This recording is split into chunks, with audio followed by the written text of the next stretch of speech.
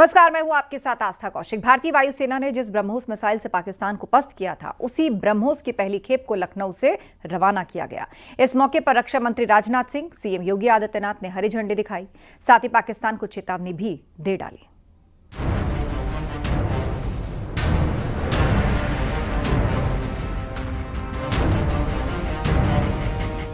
स्वदेशी ब्रह्मोस का दिखेगा दम, नए ब्रह्मोस से दुश्मन होगा पस्त। रक्षा मंत्री राजनाथ सिंह और सीएम योगी आदित्यनाथ के हरी झंडी दिखाते ही भारतीय रक्षा के क्षेत्र में एक और ऐतिहासिक अध्याय जुड़ गया।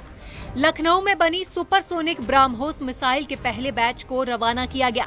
मई के महीने में ऑपरेशन सिंदूर के दौरान भारतीय वायुसेना ने पाकिस्तान को घुटने पर ला दिया था। ब्रह्मोस मिसाइल ने अपनी मारक क्षमता से आतंकी ठिकानों और एयरबेसों को निशाना बनाया, जिसमें पाकिस्तान को बड़ा नुकसान पहुंचा।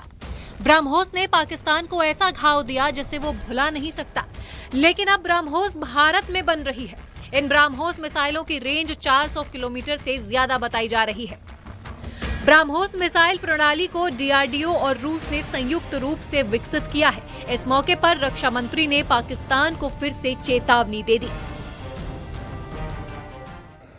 देश को यह विश्वास है कि हमारे जो विरोधी हैं, एडवर्सरीज हैं, अब ब्रह्मोस से बच नहीं पाएंगे। यह देश को पूरा भरोसा है। पाकिस्तान की जहां तक बात है, तो अब उसकी एक एक इंच जमीन हमारी ब्रह्मोस की पहुंच में है। और ऑपरेशन सिंदूर में जो हुआ वह तो सिर्फ ट्रेलर था मेरे साथियों। ऑपरेशन सिंदूर में जो हुआ वह तो केवल एक ट्रेलर था। लखनऊ के सरोजनी नगर में ब्रह्मोस एयरोस्पेस सेंटर में इस मिसाइल के निर्माण का काम इसी साल 11 मई से शुरू हुआ था। ये यूनिट मिसाइल इंटीग्रेशन, टेस्टिंग और क्वालिटी एग्जामिनेशन जैसी आधुनिक सुविधाओं से लैस है। यहाँ हर साल 100 मिसाइलें तैयार होंगी। केवल 5 महीने में इस यूनिट ने पहली खेप तैयार करने का भी रिकॉर्ड बनाया है। यानी अब भारत ब्रह्मोस जैसी मिसाइल के माध्यम से न केवल अपनी सुरक्षा को बल्कि दुनिया के अंदर अपने मित्र देशों की सुरक्षा की आवश्यकताओं की पूर्ति करने में सक्षम है। उसका उदाहरण है ब्रह्मोस जैसी। इतना ही नहीं, भारत में बनने वाली ब्रह्मोस को लेकर फिलीपींस के साथ डील हुई है। कई दूसरे देशों ने भी इसे खरीदने में रुचि दिखाई है। भारत ने अपनी रक्षा शक्ति का दम पूरी दुनिया को दिखा दिया है। ये भारत के आत्मनिर्भरता के संकल्प की दिशा में एक बड़ा कदम है। Bureau report, news 18, Uttar Pradesh, Uttarakhand. वहीं इस कार्यक्रम के दौरान रक्षा मंत्री राजनाथ सिंह ने सीएम योगी की जमकर तारीफ की। हम सभी जानते हैं कि कभी उत्तर प्रदेश की पहचान गुंडा राज और बिगड़े हुए लॉ एंड ऑर्डर से की जाती थी। लोग डर में जीते थे, इन्वेस्टर्स यहां आने से कतराते थे। लेकिन आज का उत्तर प्रदेश हमारे माननीय मुख्यमंत्री श्री योगी आदित्यनाथ जी के नेतृत्व में, मैं विश्वास के साथ कह सकता हूं, बदल चुका है। अब यह परिवर्तन किसी और की वजह से नहीं है, बल्कि हम सबके जनप्रिय मुख्यमंत्री योगी आदित्यनाथ जी के मजबूत नेतृत्व का ही यह परिणाम है। यह कहने में भी संकोच नहीं है। योगी जी, आपने जिस तरह से प्रदेश के लॉ एंड ऑर्डर को संभाला है, वह अपने आप में एक मिसाल है। यह ब्रह्मोस केवल हमारी सेनाओं की शक्ति का ही प्रतीक नहीं है साथियों, बल्कि यह एक मैसेज भी है कि उत्तर प्रदेश अब किसी भी चैलेंज को हैंडल करने के लिए पूरी तरह से तैयार है। अयोध्या में दीपोत्सव की शोभा यात्रा में मुख्य आकर्षण ब्रह्मोस मिसाइल की झांकी होगी। आज अयोध्या में नगर भ्रमण पर दीपोत्सव के दौरान निकलने वाले झांकियों का अभ्यास किया गया। 21 अलग अलग रामायण के प्रसंग की झांकियां पूर्वाभ्यास के तौर पर निकाली गईं। यूपी डिफेंस इंडस्ट्रियल कॉरिडोर में ब्रह्मोस की झांकी भी इस बार शोभा यात्रा में शामिल होगी। आकर्षण का केंद्र राम के जीवन वृत्त पर आधारित अलग अलग प्रसंग की झांकियां पूर्व अभ्यास के तौर पर निकाली गई। नगर भ्रमण पर कल साकेत महाविद्यालय से भगवान राम के जीवन पर आधारित प्रसंग की झांकियां निकलेंगी।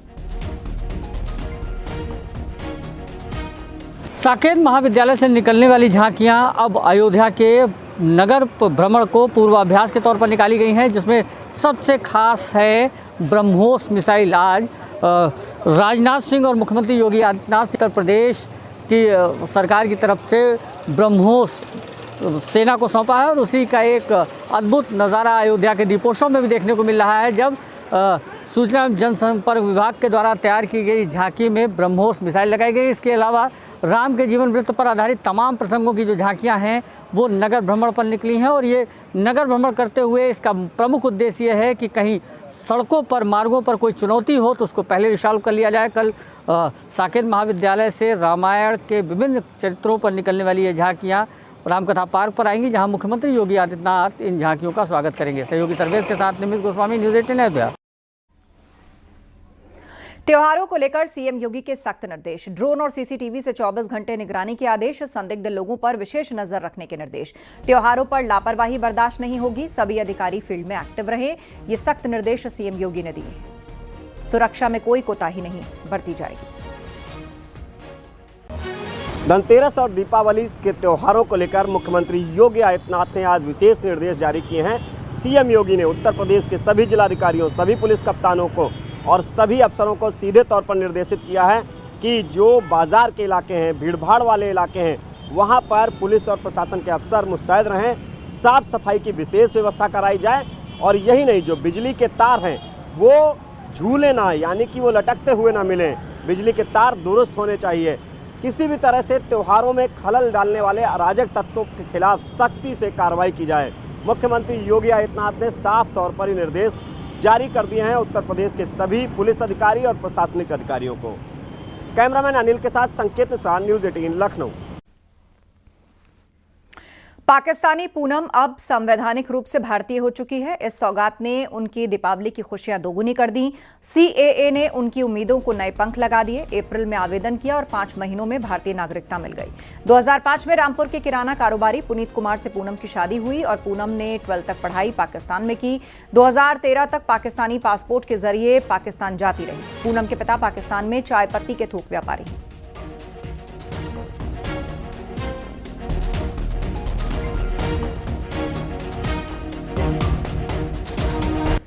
कांग्रेस ओबीसी को साधने के लिए पार्टी में बड़े स्तर पर बदलाव कर रही है। यूपी कांग्रेस के ओबीसी मोर्चे में 65% अति पिछड़े वर्ग के नेताओं को जगह देकर एक बड़ा संदेश दिया गया है।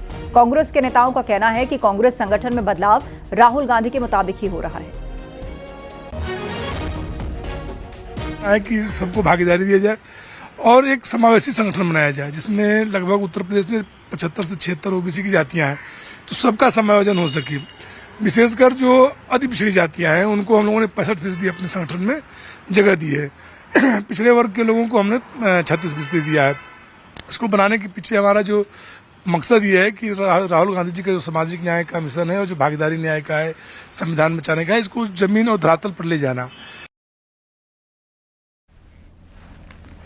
खबर गोरखपुर से है। केंद्रीय कृषि मंत्री शिवराज सिंह चौहान का फुटहवा इनार चौराहे पर बुलडोजर लगाकर फूलों से स्वागत किया गया।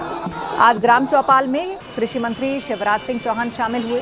सरदारनगर ब्लॉक के चौरी खुर्द गांव में ग्राम चौपाल हुई। किसानों के साथ उन्होंने बातचीत की, जिसमें केंद्रीय राज्य मंत्री कमलेश पासवान, यूपी के कृषि मंत्री सूर्य प्रताप शाही भी मौजूद रहे। इस दौरान केंद्रीय कृषि मंत्री शिवराज सिंह चौहान ने किसानों की समस्याओं को सुना, मीडिया से बातचीत की और यूपी सरकार की तारीफ की।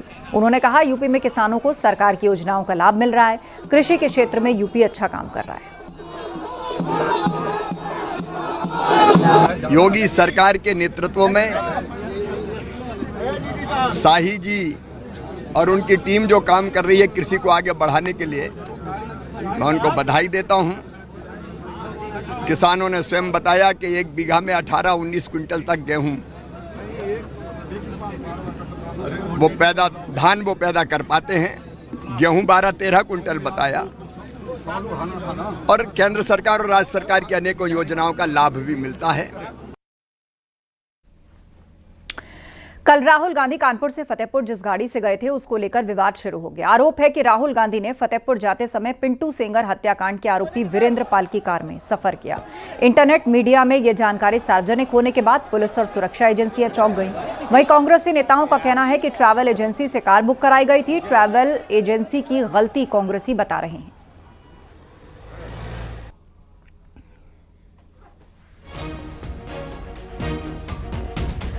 लखनऊ में प्रभारी मंत्री सुरेश खन्ना ने सुबह साफ सफाई का जायजा लिया। मौके पर कूड़ा करकट लगा देख, गंदगी पड़ी देख वो नाराज हो गए। सुरेश खन्ना ने कार्यदायी संस्था लखनऊ स्वच्छता अभियान पर 10 लाख का जुर्माना लगाया। उन्होंने चौपटिया क्षेत्र में नाइट स्वीपिंग शुरू करने के निर्देश दिए। साथ ही अमीनाबाद निरीक्षण के दौरान स्थानीय लोगों की समस्याएं सुनी, खास तौर पर कैसरबाग में नलों से गंदे पानी की शिकायत।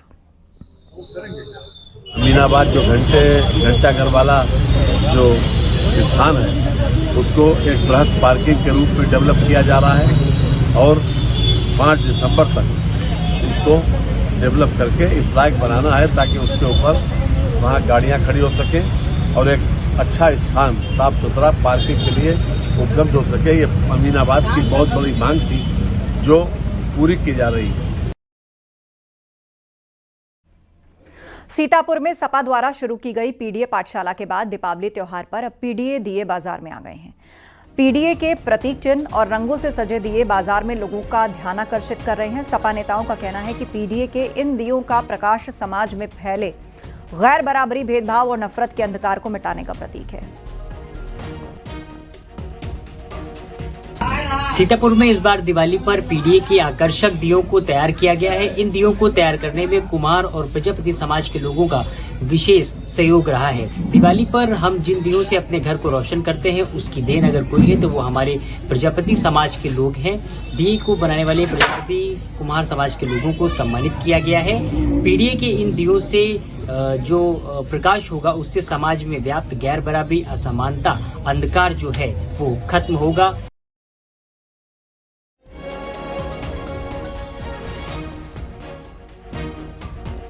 आगरा नगर निगम अपनी गौशालाओं को आत्मनिर्भर बनाने के लिए गाय के गोबर से बने उत्पाद लक्ष्मी गणेश की मूर्ति बनाकर मार्केट में सेल कर रहे हैं। नगर निगम की इस पहल से आगरा के लोगों में भी जागरूकता बढ़ रही है। लोग इनको बढ़ चढ़कर खरीदने आ रहे हैं। लोगों का कहना है कि इससे हम गाय माता के प्रति अपनी सेवा कर सकेंगे और दीपावली पर पर्यावरण को बचा सकेंगे।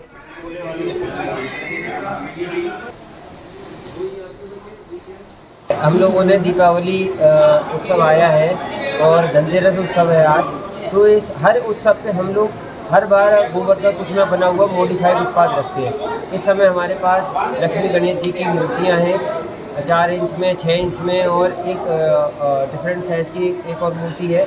हमारे पास कुबेर जी, हमारे पास सरस्वती जी, हनुमान जी और महादेव। क्या फ़ायदे हैं इनकी? ये सबसे बड़ी बात ये है कि इको फ्रेंडली है। इको फ्रेंडली का मतलब ये है कि ये आप इनको अगर आप विसर्जन करते भी हैं 1 साल बाद तो ये कोई प्रदूषण नहीं होते और इनका अपमान नहीं होता। आज धनतेरस के मौके पर लखनऊ के बाजारों में खास रौनक देखने को मिल रही है। जीएसटी दरों में कमी और त्योहारों पर मिल रहे भारी डिस्काउंट का फायदा कारोबारियों को हो रहा है। खासतौर पर ऑटोमोबाइल सेक्टर में जबरदस्त उत्साह देखने को मिल रहा है। एक अनुमान के मुताबिक केवल ऑटोमोबाइल सेक्टर में ही धनतेरस पर करीब 3000 करोड़ रुपए का कारोबार होने की उम्मीद है। इस बार भी कारोबारियों को उतनी ही रौनक की उम्मीद है। कि पिछले साल से तो बहुत ज़्यादा गाड़ियों की डिमांड इस साल है। अच्छा, धनतेरस के लिए या दिवाली के लिए कितने टाइम से पहले से लोगों ने बुकिंग करना शुरू कर दिया था कि हमें इसी दिन डिलीवरी चाहिए? मैम, धनतेरस दिवाली के लिए जैसे ही जीएसटी रिबेट गिरा, कस्टमर ने सुना कि जीएसटी रिबेट इस टाइम से गिर जाएगा, ये डेट और टाइम है, उससे पहले ही बुकिंग स्टार्ट हो गई थी होनी। इवन काफ़ी बुकिंग हमारे पास अप्रॉक्स 200-250 के अराउंड बुकिंग आ गई थी। विदिन अ मंथ इतनी बुकिंग हमारे पास आ गई थी। रिफॉर्म आया है उसके बाद में जो रेट्स हैं उनमें भी लोगों को छूट मिली है। साथ ही दिवाली का मौका है, फेस्टिवल्स का मौका है, ऐसे टाइम पर बहुत सारे लोग गाड़ी प्लान करते हैं, तो कई महीनों पहले से बुकिंग स्टार्ट हो गई थी, जो कि अब धनतेरस और दिवाली के टाइम पर आप देख रहे हैं कि कितनी बड़ी संख्या में जो गाड़ियां हैं वो लोग रिसीव करने वाले हैं। और इसके साथ ही क्योंकि बड़ा डिस्काउंट मिल रहा है तो फेस्टिव सीज़न के बाद भी इसी तरह की सेल्स जारी रहेगी और ऑटोमोबाइल सेक्टर में इस बार बड़े बिजनेस को एक्सपेक्ट करा जा सकता है। कैमरा पर्सन मनोज चाई के साथ नितिका दीक्षित, न्यूज़ 18 लखनऊ। और खबर चित्रकूट से है, जहां श्री चित्रकूट धाम तीर्थ विकास परिषद ने राष्ट्रीय रामायण मेला परिसर में 3 दिवसीय दीपावली पर्व 2025 का भव्य शुभारंभ किया। पूर्व सांसद आर.के. सिंह पटेल ने संत महंतों के साथ दीप प्रज्वलित कर कार्यक्रम किया। चित्रकूट धाम रेलवे स्टेशन से रामघाट तक भव्य सजावट और झांकियों से प्रभु श्रीराम की तपोभूमि को सजाया गया। मैं मानता हूं कि विश्व का सबसे बड़ा मेला यहाँ दीपदान का जो होता रहा, दीपोत्सव का ये होता चला आया है और वो परंपरा को आगे बढ़ाते हुए जब से उत्तर प्रदेश में माननीय योगी आदित्यनाथ जी की सरकार आई है तो माननीय मुख्यमंत्री योगी आदित्यनाथ जी ने चित्रकूट को विशेष, अयोध्या और चित्रकूट इन दोनों जन्मस्थली और कर्मस्थली भगवान श्री रामचंद्र जी की, इन दोनों को उन्होंने भव्य दीपोत्सव यहाँ पर मना करके एक ऐतिहासिक और उसमें 4 चांद लगाने का काम किया है। शाहजहांपुर पुलिस ने दीपावली से पहले 61 महंगे मोबाइल फोन बरामद कर उनके मालिकों को वापस सौंपे। फोन की कीमत लगभग 15 लाख रुपए बताई गई है। पुलिस की सर्विलांस और साइबर सेल की कार्रवाई से सफलता मिली। फोन मालिकों ने धनतेरस के दिन फोन मिलने पर पुलिस का धन्यवाद किया।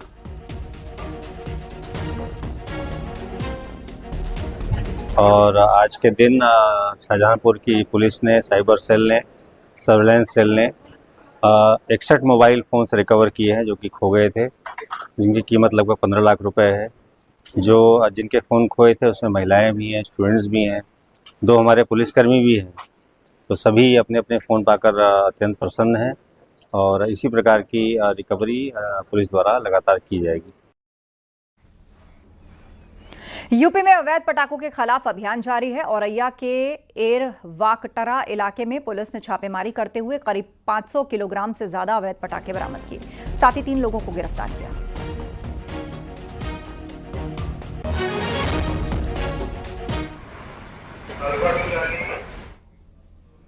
चंदौली में एक जबरदस्त ड्रामा देखने को मिला, जहां एक सरकारी कर्मचारी को रंगे हाथ रिश्वत लेते पकड़ा गया। उसके बाद जो हुआ वो देखने लायक था।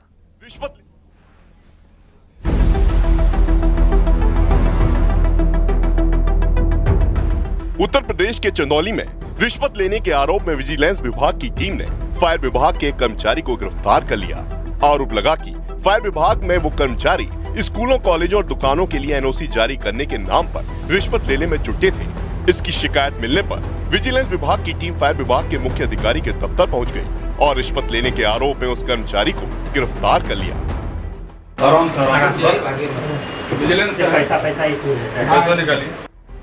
चंदौली में फायर विभाग के मुख्य अधिकारी के दफ्तर में मौजूद उस कर्मचारी को विजिलेंस विभाग की टीम ने पकड़ लिया। इस दौरान टीम के लोग वहां रखे ड्रॉअर की तलाशी लेते भी नजर आए। कुछ देर में उन्होंने उस ड्रॉअर से एक पैकेट निकाल लिया। पकड़ लीजिए नहीं तो। विजिलेंस विभाग की टीम आरोपी कर्मचारी को फायर विभाग के मुख्य अधिकारी के दफ्तर से बाहर ले जाती दिखी। इस कार्रवाई के दौरान वहां मौजूद बाकी कर्मचारियों में हड़कंप मच गया।